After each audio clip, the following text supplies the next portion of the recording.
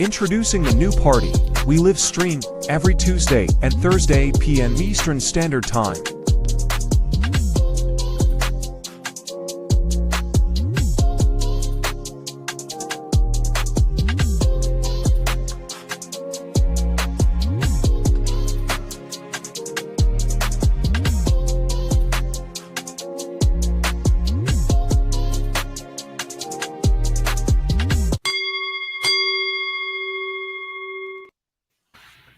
Last night. Let's fast forward to what's happening right now. There are no tariffs. There's a pause on this because, as has been reported by CNN and every other news outlet, both Mexico and Canada have reached agreements today with Donald Trump to do what we want them to do, which is to put people and technology and resources at the border to stop the flow of people and drugs, illegal immigration, stem the tide. That is the whole point of this exercise. And that is apparently what is happening. And yes, there have been some troops there in Mexico. This is an agreement to do permanent deployment. And yes, some of this stuff in Canada was already announced, but now they were dragging their feet. Now their feet are held to the fire. They've got 30 days to really implement, and they can't pussyfoot around anymore. So the point of this exercise today, to me, had less to do with trade and more to do with saying to our neighbors, you need to be better neighbors. We are more important to your economy than you are to ours. So you need to help us with our serious problem, which is illegal immigration and people dying from fentanyl. And they both said yes today, and that is a win for Donald Trump.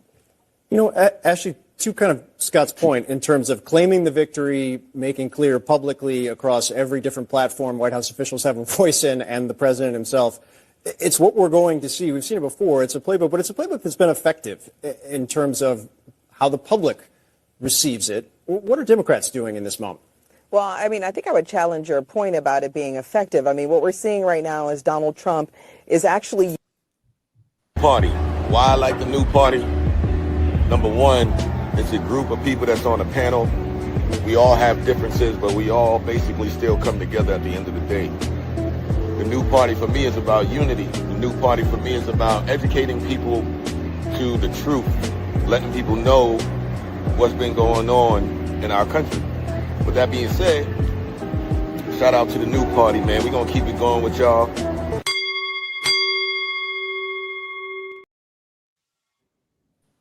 Welcome to the new party. I'm Nora Christine. I'm Gray Mars. K-Dot. Party, I'm K-Dot. What's going on, y'all? I'm 85 Slim. I'm Jetta Morgan. I'm Mia. And we have a special invited guest. I'm so excited to have him. Let everybody know who you are. Hey, I'm Case. I have a Twitter account called Case Study QB, and I'm happy to be here. I'm happy to have you.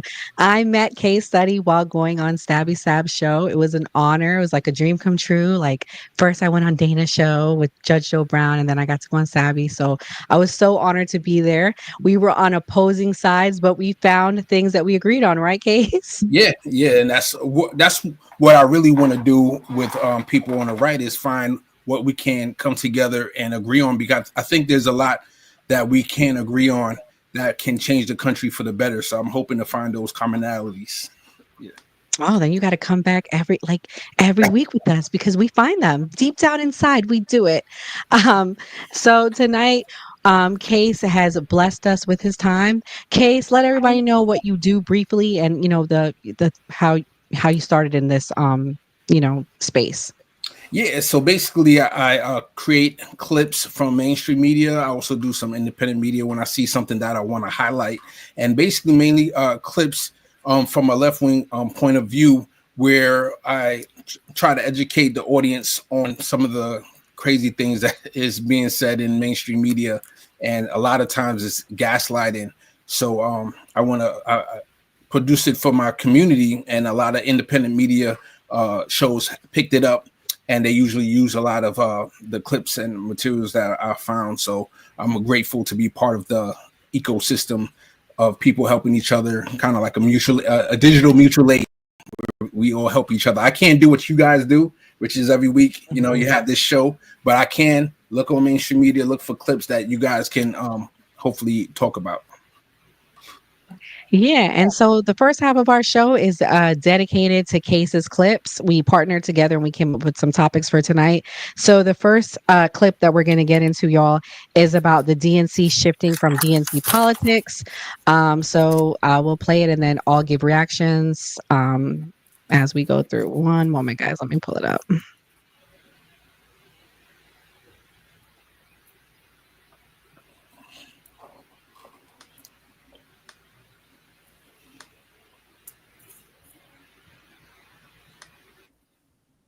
All right, here we go.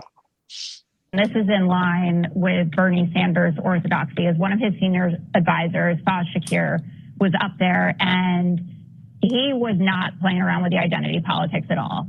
He is the only one who wouldn't commit to increasing the at-large DNC seats for trans people or creating a Muslim caucus. He said, "I'm frustrated by the way in which we utilize identity to break ourselves apart." Now, I think that is the right message for the moment, though Bernie Sanders always had trouble building a coalition beyond white voters. Like black voters in particular were never into him in 2016 or 2020. But I do think that injecting that kind of thinking into whatever the next stage of the DNC is, whether it's Martin O'Malley or Ben Wickler when they elect someone else, is going to be really important. And I hope that consultants who work with progressive candidates that have a populist working class message like Bernie are taken seriously. Will you pledge to appoint more than one transgender person to an at-large seat? And will you commit to making sure those appointments reflect the gender and ethnic diversity of the transgender community? Would everybody here commit to that? Or is there anyone who wouldn't? Raise your hand if you would commit to what she just asked. Okay, I want to go to Faz in a second, but Mr. Paul, Faz, let me ask you, why didn't you raise your hand in response to Carol's question? With all due respect to them and others, I don't like breaking out people by identity as the way in which we want to solve for how we constitute the DNC. I am frustrated by the way in which we utilize identity to break ourselves apart. I would like to see us focus on program and mission in which you bring your identity to programs that we would like to do at the DNC. Things like grassroots engagement, things like candidate recruitment from the working class. Bring that background, help us accomplish program and mission. So to the question of building the at-large seats and the composition, I want to build people who see the program mission. And then regardless of what background you might come from, I hope the first priority is building that economic justice vision that is inclusive. Listen, I worked at the ACLU. I am supportive of diversity and equity in all regards. But what I see lacking and what I often am frustrated about in our universe is we find that these caucuses, councils, all separate us out and don't focus on what brings us all together. And then we find ourselves competing. Well, my own Muslim friends, would like a seat as well. And name the next freaking, identity group who will also ask for the same thing. We're competing over the wrong thing. Competing over scarce resources. We should be joining together, program and mission to fight together. So, Case, I want to start with you. This week, the DNC, they announced who the chair and co-chair is going to be. I want to get your thoughts on it. I mean, it seems like a pretty diverse range of people, starting with a pretty young co-chair from my home state of Florida, Parkland, the advocate for the mass shootings, anti-mass shootings. He was picked. I was very surprised to see him. So I just want to get your opinion on it since we're talking about the DNC. Yeah, I was surprised that David Hogg was picked as well, even though I'm not surprised to a certain extent because he does have a big celebrity. And, that's one of the factors to get elected is you have to have a known name. Ken Martin is the official DNC chair. I wasn't excited. Let me give you my point of view or my background as far as electoral politics. I got into politics back in 2007 because of Ron Paul. I became a big fan of Ron Paul. And then after about a year or two of getting into that, Tom Hartman, it was somebody I started listening to, and he convinced me to come over to the left-wing progressive side. And and when I first voted, I voted for a Democrat, which was John Kerry. And then from then on, I voted Green Party. So I'm the type of person that I like to look at the field and then decide. It just happened that every time the Democrats and Republicans keep putting up establishment, that I'm like, okay, I'll pick the Green Party, who's more closer to my politics. So I'm not saying that I'm against. I'll vote for a Republican, a populist Republican that was for universal health care. I think they do exist out there. They're not really prevalent like that. But like for example, Sean O'Brien, he spoke at the RNC. It would be interesting to hear more. I'm not saying that I would vote for him, but he's somebody that would intrigue me that, hey, if he ran as a Republican, it'd be interesting to hear what his platform is. So anyway, back to the DNC. Kevin Martin, who won, I'm not enthusiastic at all about. David Hogg might be the only person to see what kind of influence he might have. But other than that, and I might have talked too long. Let me know if I talked. Okay. Yeah. That's my gist of it. You can ask me any other questions if you have any other questions. Yeah, we're gonna go around and talk. We do a podcast style show, kind of like PBD, where we talk about it. So we give everyone a chance to speak. But everyone just be mindful because Case is only with us for 30 minutes. I want to mix it up a little bit. I'm gonna go to somebody on the right, the beautiful Jenna Morgan, who's hosting her channel with us. So we'll take turns. Thank you. And no, Case, I liked a lot of the things you said actually, and I do agree. I think we can find more places where we all meet up in the middle or whatever we want to call it. My thing though, when I watched the entire DNC, which was extremely long, I don't know why they're doubling down on identity politics. It shows in the numbers of the polls that is where they lost a lot of people. And not to say that some people are fully now on the right, but that's why a lot of people didn't vote for Kamala, because of the consistent bringing up of identity politics and DEI and discrimination.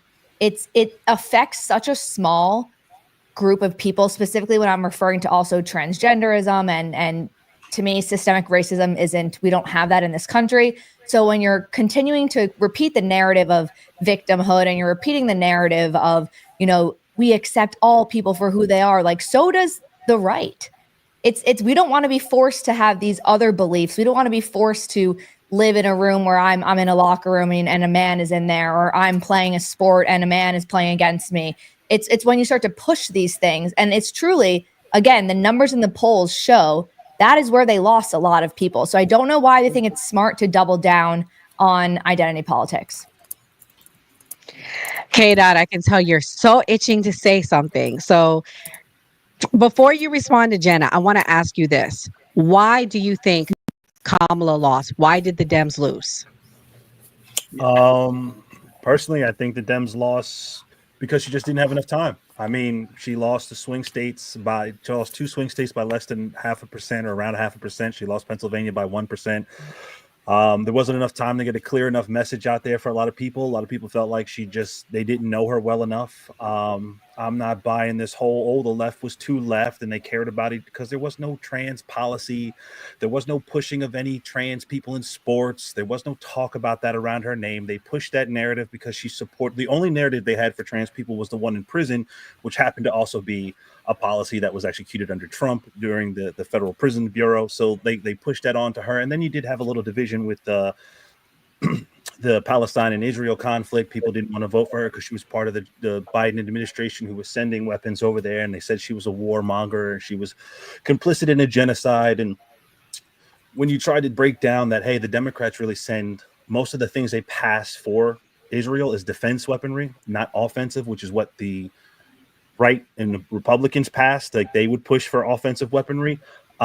It's hard to get that across. It's just as hard as explaining the economy to people and saying, hey, I know things are expensive, but that doesn't mean the economy is in a bad place. It just means you're being priced out by greedy corporations, and the fact that inflation happened and they still saw record profits. They saw no point in going back down because people were still buying things because they needed to buy things. They found out people could get by with less and charge more.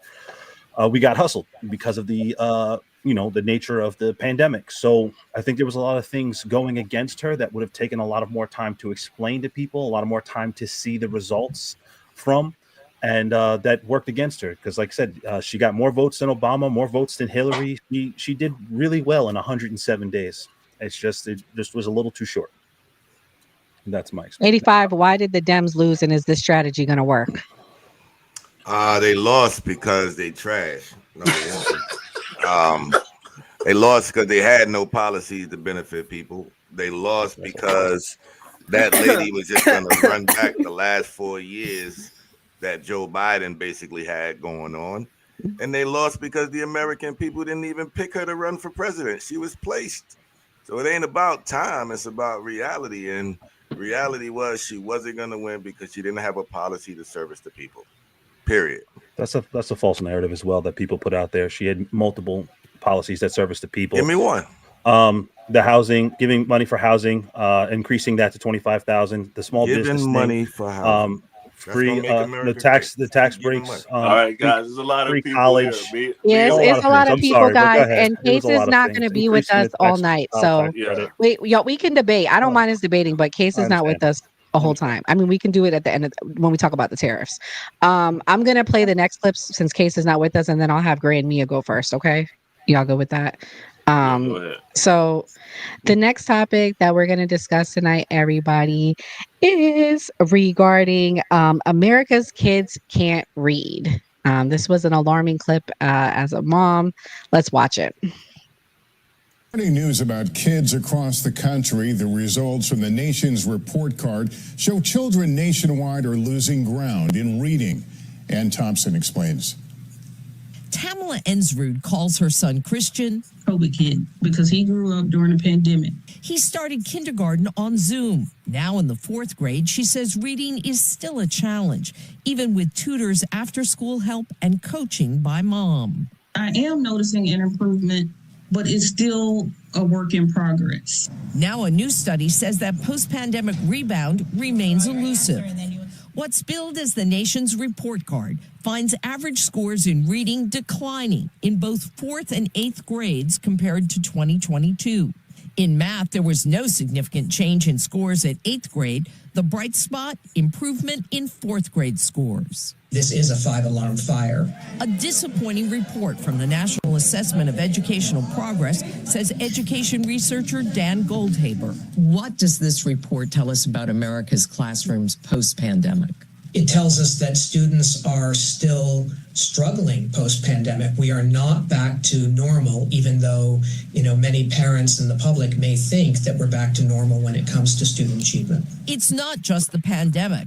Math scores started declining in 2013 for both grades. Reading scores recently following a similar path. Goldhaber says no one is quite sure why. Could be screens, could be hangover from the Great Recession, could be relaxation of accountability, could be grade inflation. Sobering statistics for parents like Tamala with big dreams for Christian. I would like for him to be college ready one day. A lot of parents have that dream. Goldhaber worries that because of the connection between success on tests like these and opportunities for college and beyond, those dreams may be harder to fulfill. Lester? Okay. Whew, very scary. Case, why can't the kids read, and what party is to blame, if any? Is it a collective thing? You're muted, Case. Yeah. Definitely as a result of COVID that's affected a lot of the education. People have to do it remotely. And I'm not exactly sure what about the remote work was bad, because I think you can learn remote wise because we have remote college. Maybe for that age, and younger ages is not good. But I don't know if you can blame. They didn't specify a specific party there. I think is a wide range thing that we all have to come together and decide how are we going to educate the masses. Right now, I'm hearing about Trump getting rid of the Department of Education. That's basically at the federal level, having a plan for all 50 states on how to educate the masses. So now, if that's going to indeed go away, we're going to truly see in the next 3 years, 4 years, how each independent state is going to educate their citizenry. We're going to find out. Mia, who's to blame, and what do you think about them getting rid of the Department of Education? What's it going to look like nationwide? I guess if we're going to be honest, in my opinion, who's to blame would be the second George Bush, because he implemented No Child Left Behind, which I feel like severely handicapped and ruined the Department of Education. And I feel like that's when you start to see the steep decline when they mentioned 2013 is after No Child Left Behind was implemented and it had some time to go through. I don't think it's a right or a left, but if we have to point the fingers, George Bush was a Republican. So I guess we'll have to assimilate some of the blame there, but it just de-incentivized. They took phonics out. They pushed Common Core. It just changed the model of education. But also, if you've noticed, TV now doesn't have the amount of educational stuff that they had before. When I was a kid, there was Reading Rainbow. There was all of these things that just pushed phonics, which is so much easier for children to understand. And they don't do that anymore, which makes the country functionally illiterate. 54% of United States adults cannot read above a 6th grade level, which makes it difficult for educated people, to put a message out, which leads into my point of why the Democrats lost, because it's difficult to explain something complicated in layman's terms. And Trump has that unique ability to explain something, to dumb it down for the masses. And that's kind of what we need when over half of the adults in the United States are functionally illiterate. They cannot read over a 6th grade level. If you don't like it, I mean, you can Google it and you look. I got this literally from the Literacy Institute. If you don't believe my statistics, that's just how it is. So it's hard to get a complicated message out if you can't dumb it down and make it palatable for the masses. Right. I'm shocked to hear that from Mia. I mean, Republicans always get upset when you say that they're the most uneducated. But basically, there was this girl that went to college, and when she got to college, the professor told her she had to read a book. And she said, read a book? I've never read a whole book since I've been in school. And now with ChatGPT, and even myself, I'm getting my PhD in business right now. I use ChatGPT all the time. So it's only going to get worse, because now you can just ask AI, you can get your assignment done. Wow. Well, we'll see what the next 4 years are like, and once the Department of Education goes. And the last clip that we're going to play from Case is about free lunch. Why is there no free lunch with Charlemagne?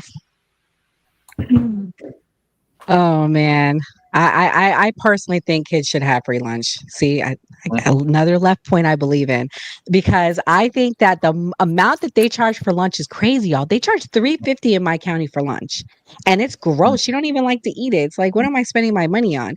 Case, what's your thoughts? I know in New York City, there's a lot of kids that are going to sleep hungry without free lunch. What do you think about that? I mean, it shouldn't be on your income either, because you can make a lot of money on paper and have high rent, and then you don't have money to give your kids for lunch.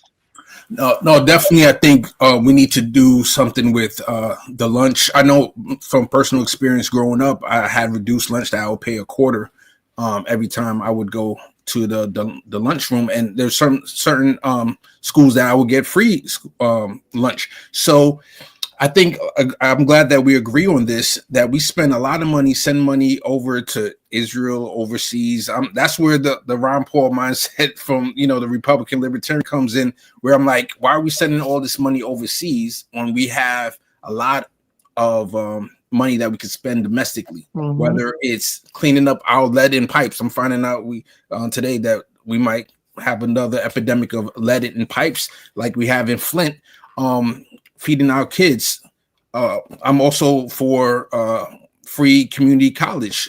So there's a lot of investment, and I'm going back to what we talked about with Kamala. I actually believe a Black woman could win the presidency, and I thought that she started out strong by Tim Walz was somebody who provided free lunch to Minnesota, and that was a signal to the left, like, okay, she's going in that direction, that she's going to provide that for the nation. But then she started pivoting to the right. And that's where I think she lost her popularity, not allowing a Palestinian person to speak at the DNC convention, and et cetera, not coming out in support of Lena Khan, who's somebody that's that we left wing champion her for going against monopolies and going up against big tech. So she made a lot of signals that she was going to the right, and that's where her popularity dropped, and that's where I believe she lost. Wow. I mean, go ahead, Mia, because I'll say let's get a right wing person to respond. there is anybody who does not agree with free lunch for children's a piece of crap. These are kids. Kids deserve to eat. Point blank, period. It is not about color. It is not about right side or left side. It is about the fact that we are considered one of the most prosperous countries in the world. And how prosperous are we, or how Christian are we, or any religion for that matter, if we do not feed our children? These are kids. They did not ask to be here. And it is our responsibility as a community to feed them. It is the humanitarian thing to do. If we can send aid overseas, we can feed our children here. Point blank, period. If we can fund the military, we can feed our children here. They're kids, and I would never walk by a child that I knew was starving and not help them. And the fact that anybody out there, regardless if you're the right or the left, could walk by a child and not feed them knowing that they were starving, you need to look at your humanity. You need to pick up a Bible or whatever manuscript you need, and you need to look at that, because there's just certain things, the lines you don't cross. Feeding children is always a line that you need to feed kids. Point blank, they're kids. They didn't ask to be here, and it's our responsibility as adults, whether it's community, whether it's our own kids, to feed them and properly raise them up.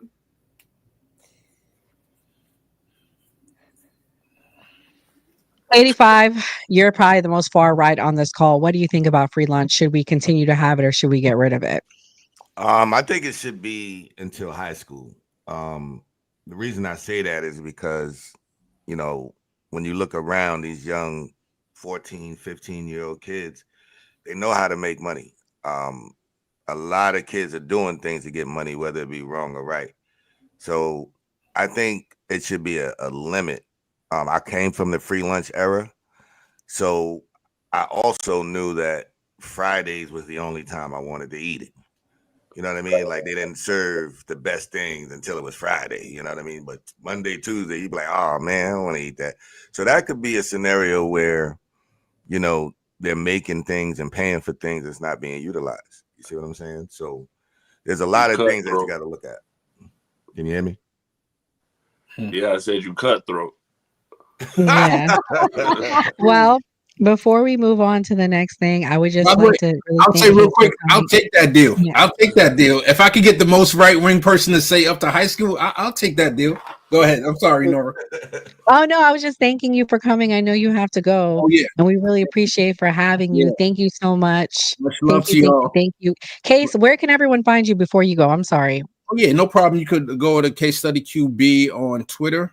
And as you saw in the videos, I have the watermark there spelled just like that. So, and if you want to use any of my clips, I'll be more than happy to, it's a smorgasbord from all sides. I have Fox Business that I would put up there. So from all the different channels that anybody can find clips from anywhere. All right. Much love.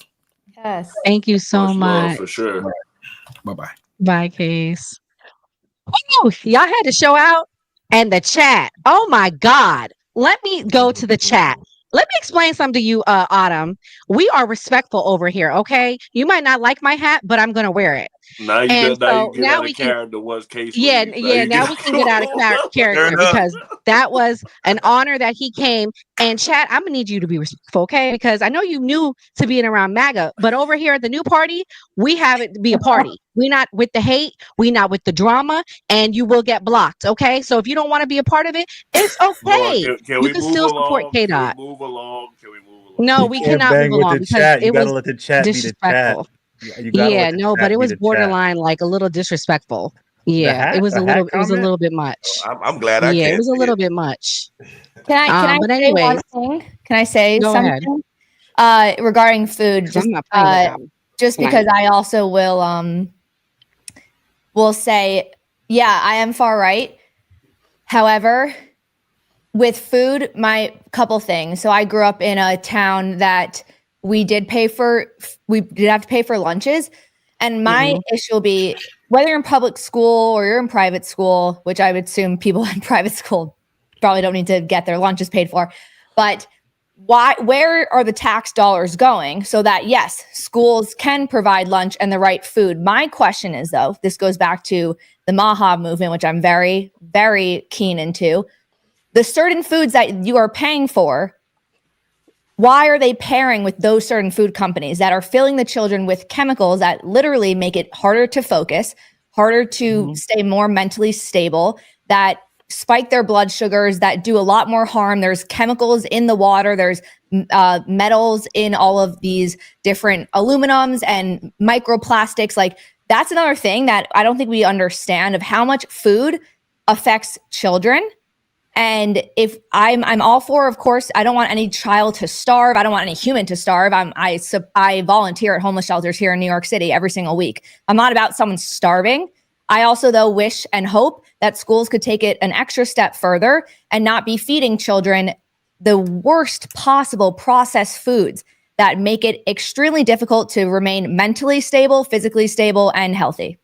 Do y'all remember when Michelle Obama did that and Fox News told them she's being a tyrant and leave my cheeseburgers alone? And if I want to eat this, I'll do it. Because she tried to make school lunch healthier and tried to make it affordable for people. And the right was like, no, we want to eat cheeseburgers. We want to have soda, blah, blah, blah, blah, blah. Like, it's just constantly going around. And I agree.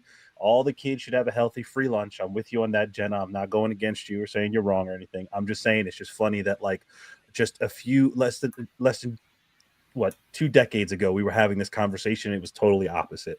So it's just funny how things go. Same thing for things on the right today, though. What's that? I said the same thing for certain issues on the right as well. The left was saying, and now it's flipped. Yeah, of course. So, politics goes around in a circle. Yeah, definitely. Yep. I used to sell my free lunch. Oh, Lord. Of course you did. Hustler. Yep. You had the right mindset, bro. All right, y'all. We about to get into the real tough topics tonight about the tariffs. So that's why I had to get that out the way. And I don't mind if people crash out in the chat. Let's be fair. But I mean, it was getting a bit much. But anyways, we're going to talk about Canada. And the first clip is about Trump over the weekend. He placed tariffs on Canada, and in retaliation over the weekend, Canada responded. I'm going to play the clip about how Canada responded. I don't know if a lot of people saw it. The United States informed us they will be imposing 25% tariffs on Canadian exports to the United States and 10% on Canadian energy. A decision that, should they elect to proceed with, should take effect on Tuesday, February 4th. First, I want to speak directly to Americans, our closest friends and neighbors. This is a choice that, yes, will harm Canadians, but beyond that, it will have real consequences for you, the American people. As I have consistently said, tariffs against Canada will put your jobs at risk, potentially shutting down American auto assembly plants and other manufacturing facilities. They will raise costs for you, including food at the grocery store and gas at the pump. They will impede your access to an affordable supply of vital goods crucial for U.S. security, such as nickel, potash, uranium, steel, and aluminum. They will violate the free trade agreement that the President and I, along with our Mexican partner, negotiated and signed a few years ago. I am announcing Canada will be responding to the U.S. trade action with 25% tariffs against $155 billion worth of American goods. This will include immediate tariffs on $30 billion worth of goods as of Tuesday, followed by further tariffs on $125 billion worth of American products in 21 days' time to allow Canadian companies and supply chains to seek to find alternatives.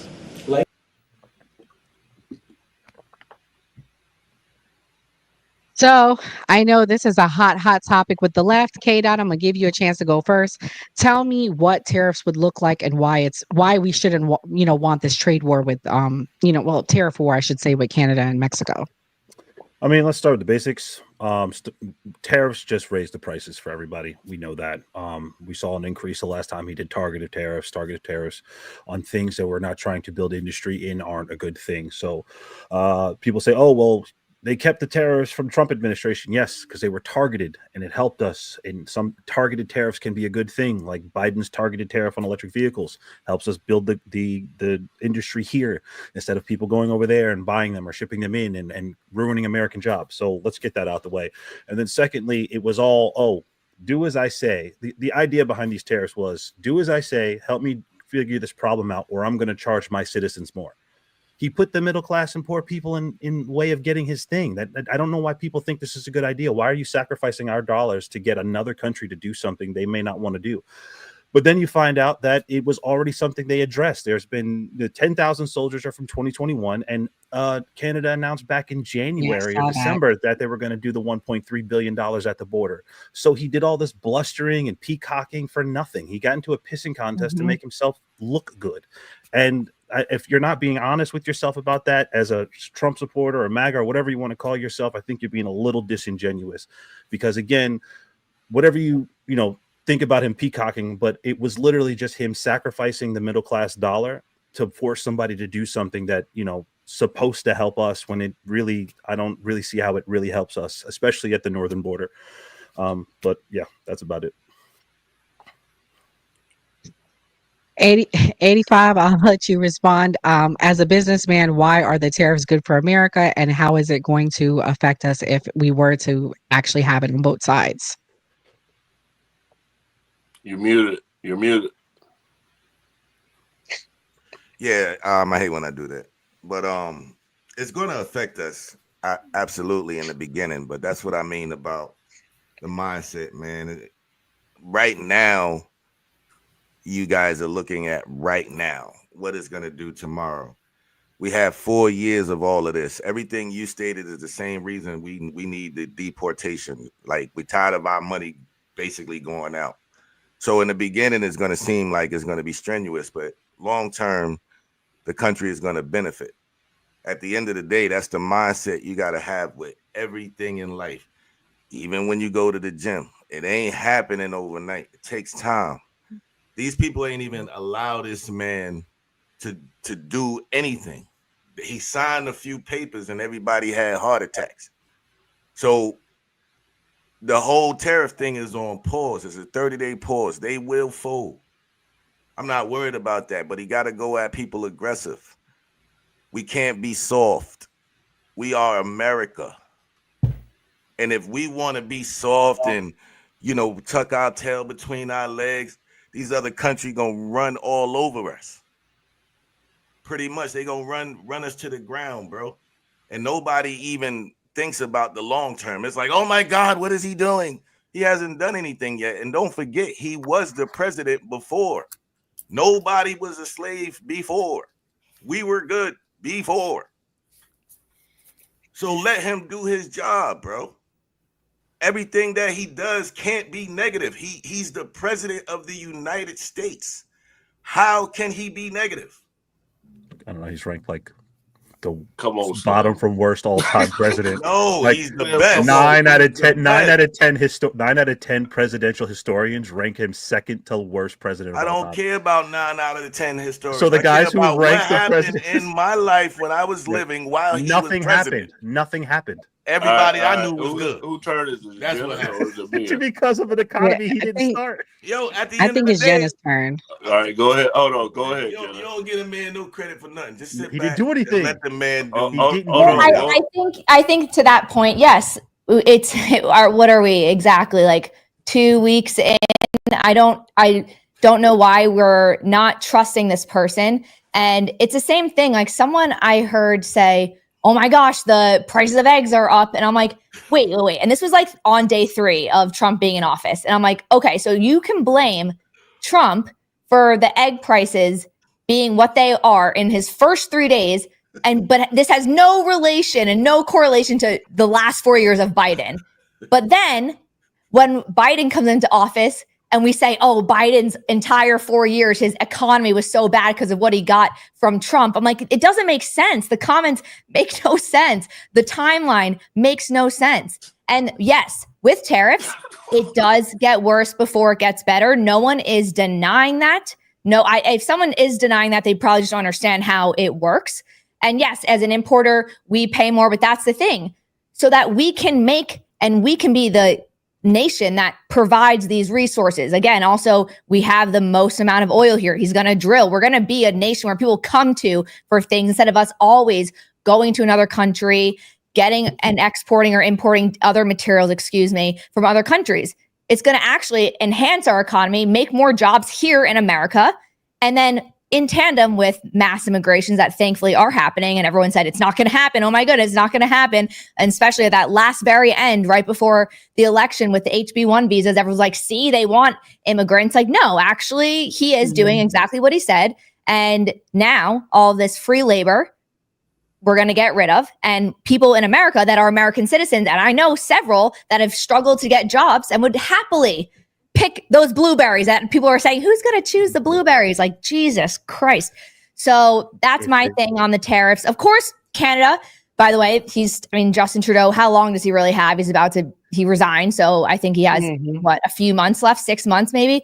I don't know the resigning process of Canada, how the timeline takes step down, but he's just trying to do the same thing. And no one can do what Trump does. No one can be this much of a stern, hard badass like Trump. Facts. Mia?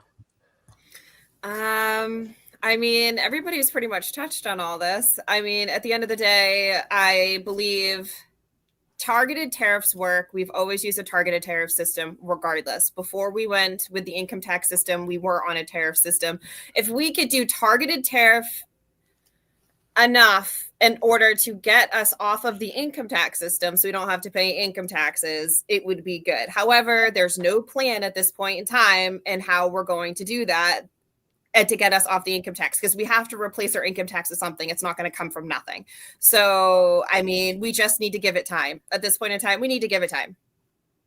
That's basically where we're at. I have a question, but I was scared to ask because Nora's going to yell at me off the call because I'm abused behind the scenes. So I'm supposed to know everything. But my question is, so did he put tariffs on people, or was that old? Or did he really do it? So he did it? That's not a dumb question. That was actually a good question. Nah, he's threatening. It's a 30-day pause on it. If they don't play ball, right, going down. Yeah, he put it. Okay, because I thought Trump had one. I thought that Mexico and Canada folded, and then they weren't going to go back and forth. That's what I thought. It was on pause for a month. So was that video about Justin Trudeau saying that he's going to retaliate? Is that what that was? Exactly. Oh, okay. All right. The thing is this, folks, and I'm going to say this, and then we can move on to the next clip that I have. The way was not working before. We had an issue at the border. If you guys don't want to acknowledge that, that's fine, but it wasn't working. So that's why he's trying to think of anything. We have to be respected worldwide, and we're not respected. And that's my only comment on it. That he has to do something else because the old way wasn't working. But I will say, to K-Dot's point, I did research those 2 points that he had, and that is true. All of that was being planned before. So we see how much more they stepped their game up. And so, anyways, the next clip that I have is switching over to this clip regarding the tariff war with Mexico and China now, because now China has joined the party. Begin this morning with President Trump signing an executive order on Saturday, placing tariffs on Canada, Mexico, and China, with economists warning of a potential trade war. NBC White House correspondent Yamiche Alcindor is traveling with the president in West Palm Beach, Florida. Yamiche, good morning.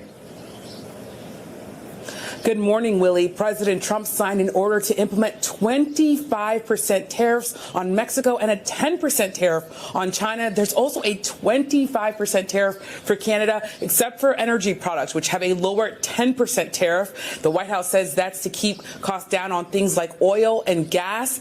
This all takes effect on Tuesday. White House officials said that this will help with border security. And President Trump posted online saying, quote, "I made a promise on my campaign to stop the flood of illegal aliens and drugs from pouring across our borders."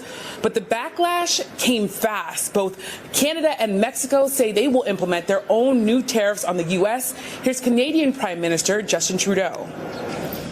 This is a choice that, yes, will harm Canadians, but beyond that, it will have real consequences for you, the American people.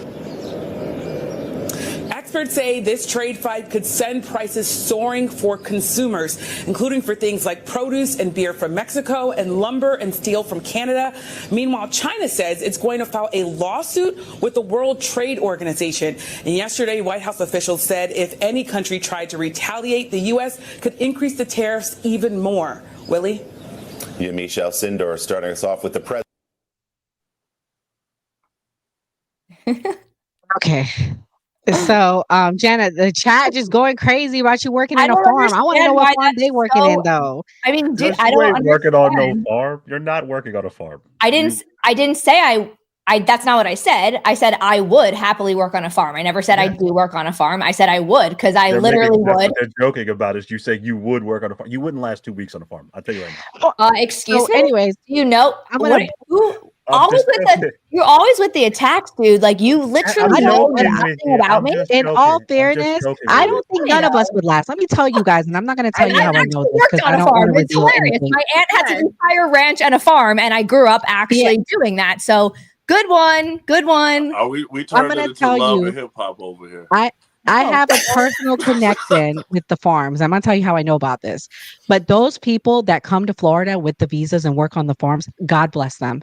They literally have 8 to 10 of them living in a trailer meant for like a 3-bedroom trailer. And I'm not being this is facts. I'm not making this up. They work 14, 15 hours days, busting their butt, and they treat them like shit. So everybody, most of the people that y'all do see working on those farms, to be fair, they're not illegal people. They are working because they're here on a legal visa, usually 3 to 6 months from Mexico or where, South America, but Mexico mainly. And I'm not being prejudiced, it's facts. And they bust their butt. So, I don't think we should I say all that to say, I don't think we should make a joke out of it. It is hard labor. And the fact of the matter is these tariffs are going to cause a problem for us. And I am going to say that. But the old way of doing things was not working. Mia, what is your thoughts about the labor? Like, where do we see, are we going to continue to have the migrants come in, or are we going to have American labor now if this happens with the farm, with the tariffs and with the deportations? I mean, I'm going to be honest. I am from a very, very, very rural area. I grew up in a horse farm. 90% of 90% of Americans cannot do that kind of labor. So either way, we're going to need a labor force. And I hate to say it that way, but as somebody who literally grew up on an agricultural horse farm in the middle of the great Northeast in Maine, I can tell you right now, half the people in the chat could not. So we're going to need a labor force regardless.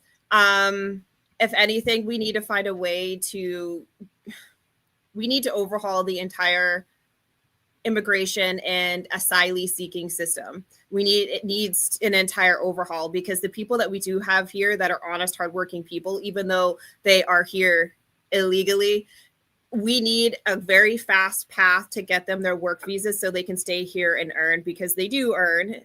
It's hard labor and that's what they do. So we need to make it easier for them. We do need a labor force. And I'm going to be honest, as first world individuals, most Americans are not going to want to work on farms, point blank, period. It's tough work. It's hard work. And these are long days.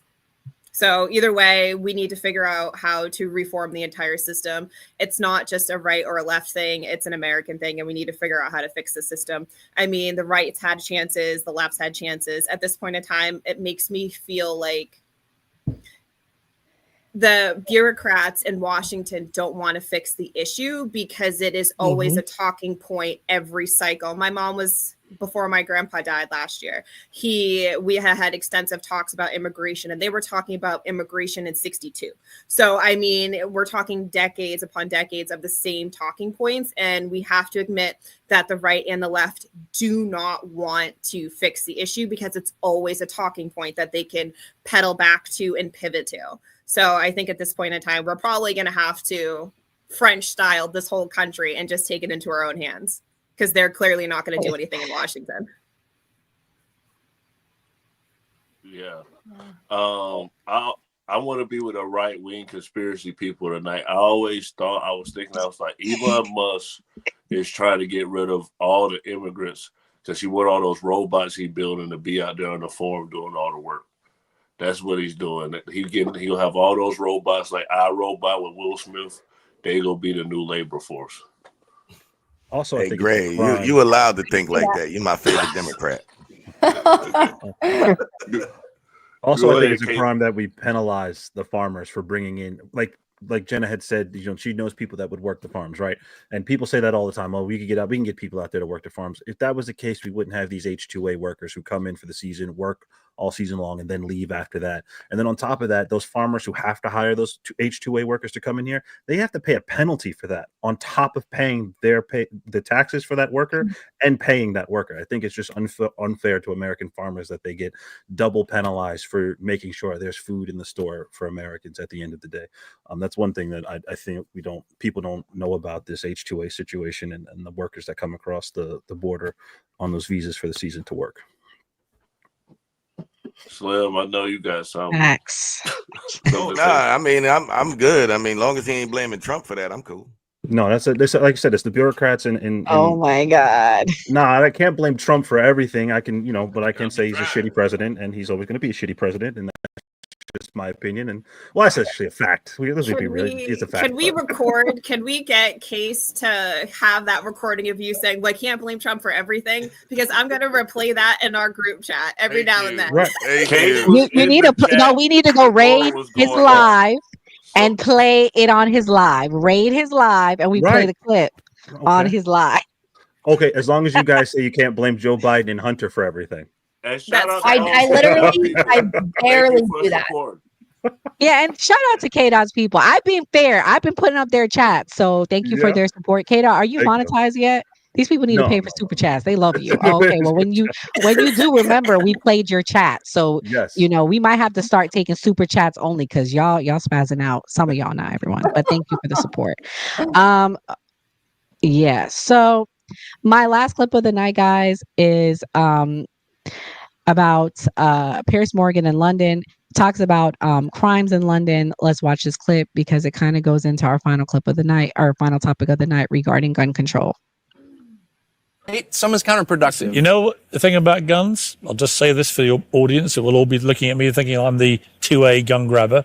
The reality is it's a complete cultural difference. In my country, everybody used to have a gun. Everybody used to in the old days. Now, very few people have guns. There are incredibly tight restrictions. And the consequence of that is we have almost zero gun crime. Was your country, is London safe now? No, I'm about to come to that. The problem we have is with knives, right? So I'm not saying for a moment you get rid of all the guns, nobody gets killed. Of course they do. We have a knife crime problem epidemic in our country. No, you have a people problem. You have the kind of people who stab each other. Well, and you didn't used to have that. Well, we did. No, you didn't. We did. I mean, it's measurable. How many people got stabbed in London in 1970 or shot compared to now? Sure, but it's a massive increase because the attitudes of the people, the actions of the people are totally different. You've got different people and different behaviors. And you can't admit that because I'm not sure why. No, because actually there are lots of white. So last night when we did the Man Show, I was surprised to learn that the left-wing person on our show, Jay, he said what did he say? Like a closet of guns? Yeah. I was shocked. He said he's left-wing but not liberal. His words, not mine. Did he not say that, Gray? Yeah. And 85? He said that. So don't come for me. But point I'm making at tonight is I want to talk about what we think life would look like in America if we were to remove guns. And if you're on the left, do you want that to happen? What do you think is acceptable for gun control? Gray, you haven't really talked tonight. I'll let you go first. I think it has to be some kind of gun control. I think what people don't necessarily think about is every time people talk, they say, "Oh, we got to protect ourselves. We got to do this." But if you look at other countries where they don't have guns, like Japan, like it's not a high murder rate.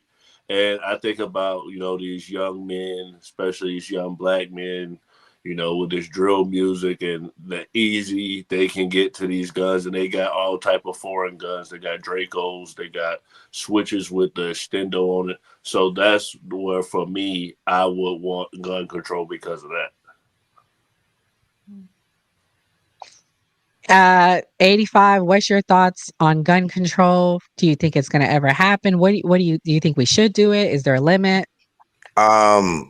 No, I don't believe in gun control because it's already illegal to unalive somebody, right? So if you basically put a bill into place, the only people that's going to follow those rules are law-abiding citizens. Criminals are already criminals. So at the end of the day, you just leave the vulnerability to the individual that's going to follow that law. Now you got criminals. It's all fair pickings now. You ain't got no guns and they know it. And that's where I'd rather have my older mom with a strap just in case they come in there and I'm at work or whatever. That's where I'm at with it. K-Dot, do you own a gun? I want to start with that.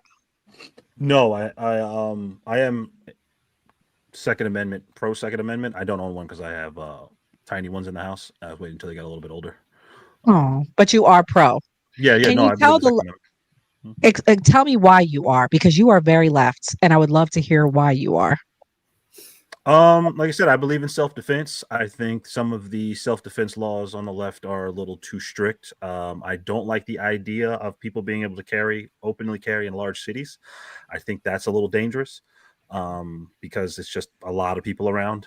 You see what happens even in the red states when people with open carry. They do have the highest gun violence per capita.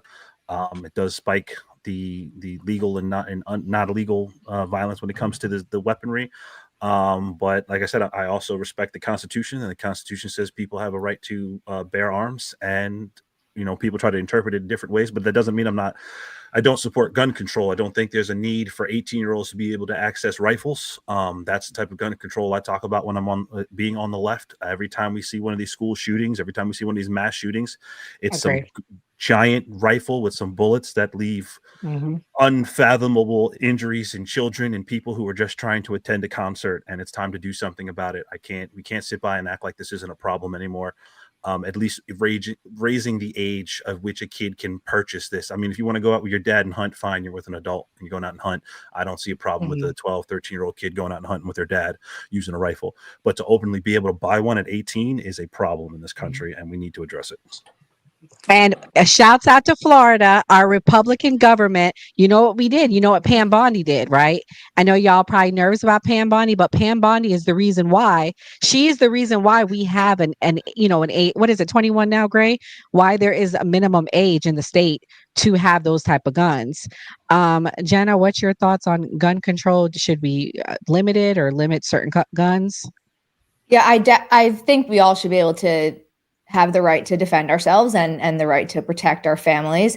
I think if if the question is, could all guns go away in the entire world, that'd be different. If you're disarming everyone, even military, then there's no possibility for a gun. Then people wouldn't be able to even get it off the black market or through in a sketchy way. But that's the other thing, is even if it's illegal or, kids underage, people are finding out how to do these things. So because of that, because it's not possible to remove all guns all over, no, I think people should 100% be able to defend themselves. On the one thing on mass shooting, and just because also someone asked in the comments, why would we take away guns from people that tend to be victims? No, I think they should have the right to defend. And I think often you see too, it is crazy when a child or middle-aged, whatever the age of a mass shooter tends to be, has some of these insane rifles. Sometimes they do get it from their parents. Sometimes they are also, it's been retrieved illegally. On that point alone, though, we need to identify the mental health of these people. I would like us to go a step further instead of just being let's control guns. It's like why in America are we this mentally effed up? This doesn't happen in any other country as frequently as it happens here. And I can't possibly think that it's only because of our gun regulation laws. It has to be. Everywhere else that has gun regulation laws has low. Japan, gun regulation laws. One shooting a year. They're not as mentally sick as people in America are. That's why we need gun regulation laws. No, we need to figure out why people are mentally sick. You said you have what's the drink? You said the girls got the one thermostat, but you got the burner on you. What'd you say? On your page? Yeah. So some girls carry a Stanley. I myself carry something way more powerful than a Stanley, my guy. No. So, I mean, K-Dot and I have talked about this in my own videos. I am and forever will be a constitutionalist. I believe in the Second Amendment.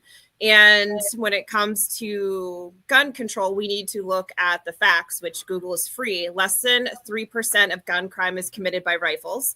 So would banning assault rifles or even, well, technically true fully automatic assault rifles are banned, and they have been banned since the 80s. So we're talking about AR-15s, semi. But even then, they account for less, actually, I'm being liberal here, less than 3% of the gun crime.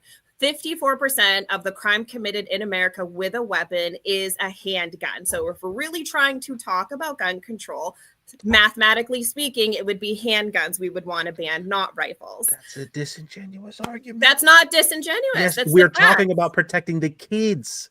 3%, yes, 3% of that, the 3% of the gun crime might be with rifles, but 95% of it is rifles in schools. I don't listen. If grown-ups want to shoot each other with handguns, if grown-ups want to shoot each other with handguns, that's their problem. I just don't want. I want to see the babies go to school safely. If we just raise the age, just raise the K-Dot, age.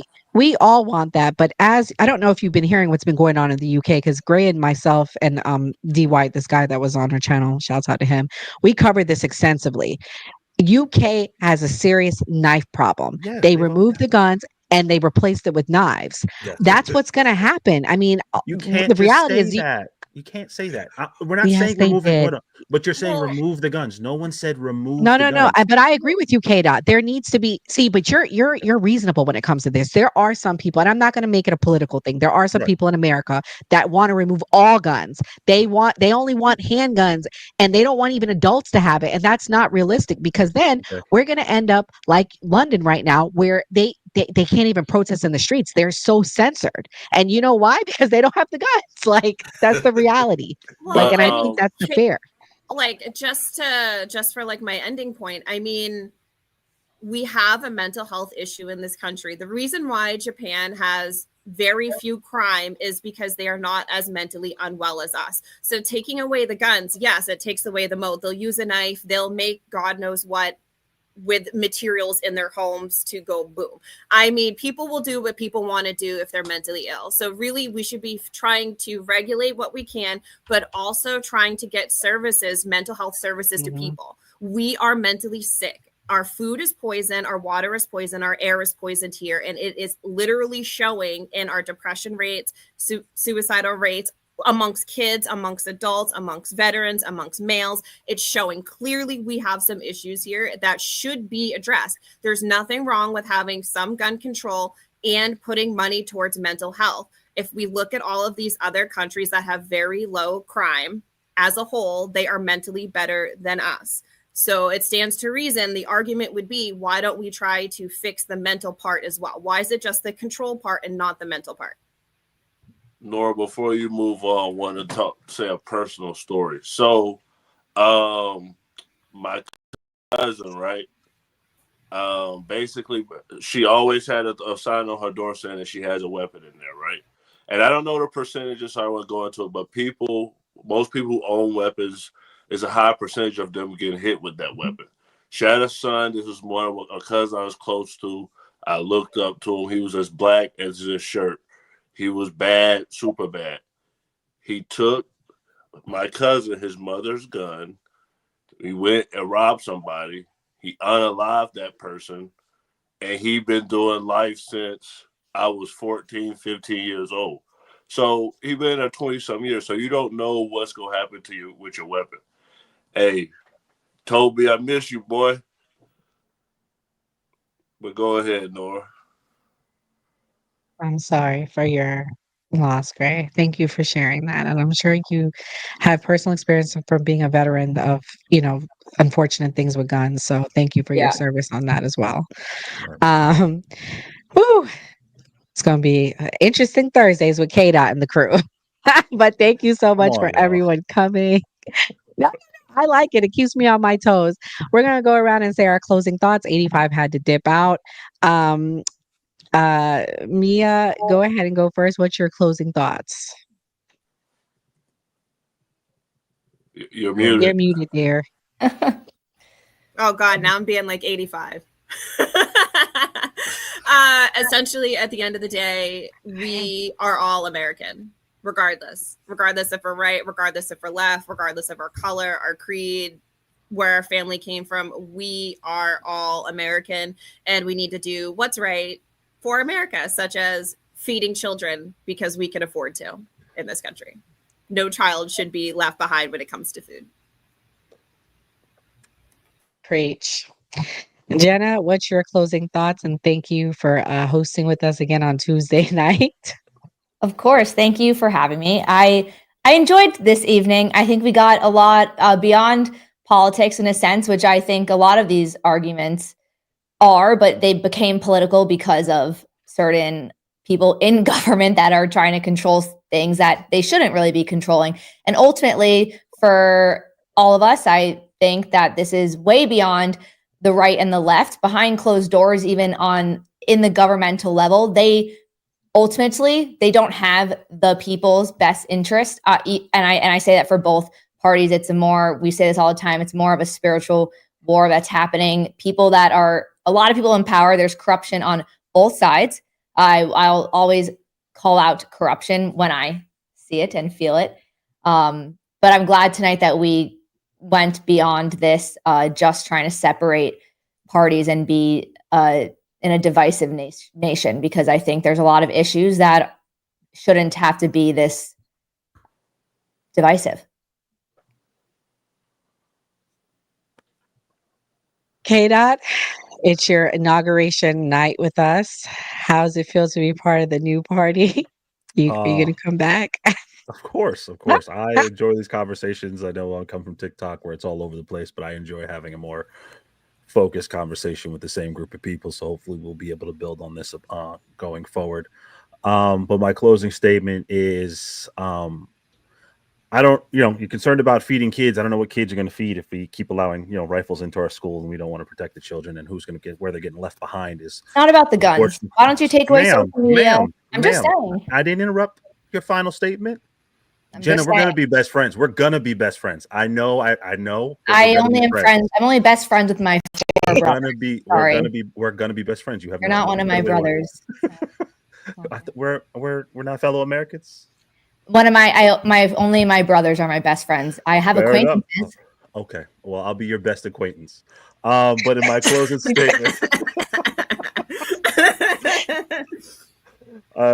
statement, man, I think there's definitely a problem with the gun control laws in this country. I'm just asking to raise the age to keep them away from unstable individuals who target children. They happen to be young men for the most part. And they go in there and they victimize kids who have nothing to do with the problems that they're facing. Outside of that, you can talk about the corruption on both sides, and things need to get done, and the bureaucracy and the tape that gets in the way and the bullshit, personal politics, but at the end of the day, our biggest problem right now, I think, is getting the illegal immigrant known as Elon Musk out of the goddamn government and cutting down programs that he shouldn't be touching. On that.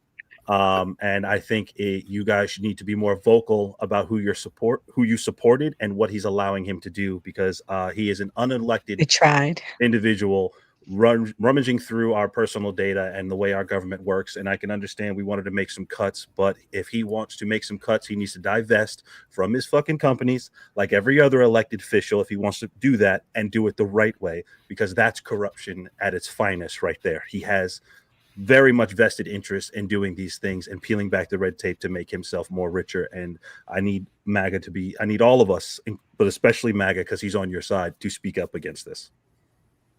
Thank you. Oh, Gray, are we best friends? For sure.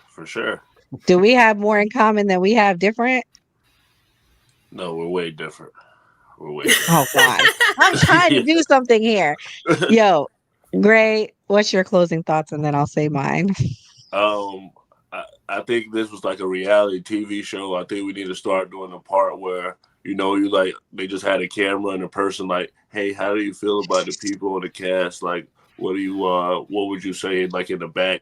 And when there was the one person, I think we need to start doing those type of scenes.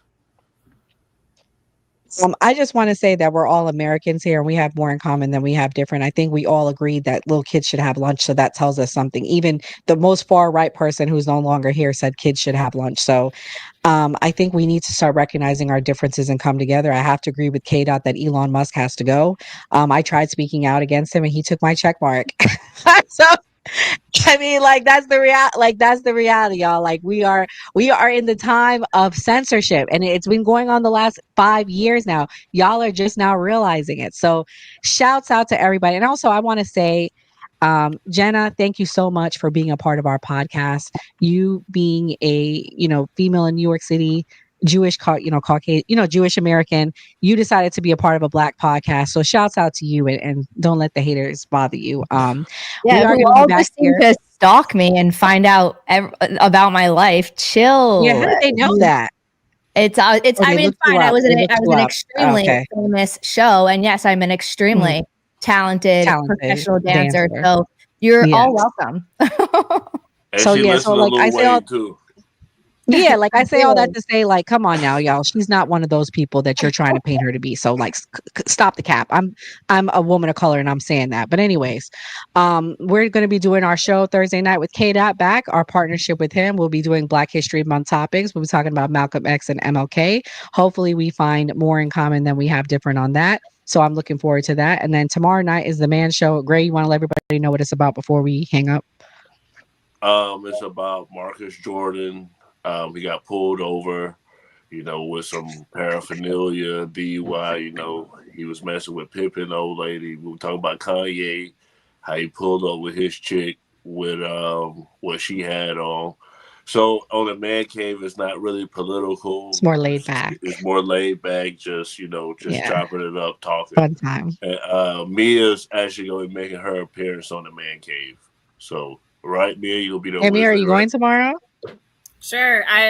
Lucky for you, I'm off every Wednesday, so I'll be able to come on. It's more chill. It's funny. You let your hair down. It's not politics. So K-Dot should make an appearance one day. It's not politics.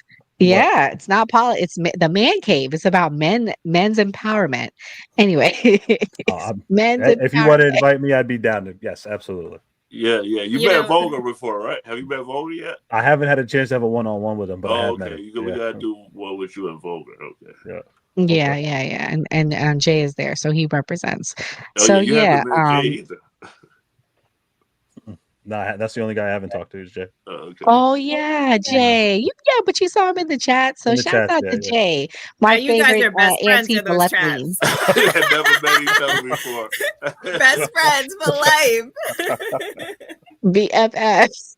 Anyways, guys, but thank you again. We're excited about all the partnerships we have with Jenna and K-Dot. So let's all be respectful, and like we always say on the New Party, always vote. Always vote. Always vote. Introducing the New Party. We live stream every Tuesday and Thursday p.m. Eastern Standard Time.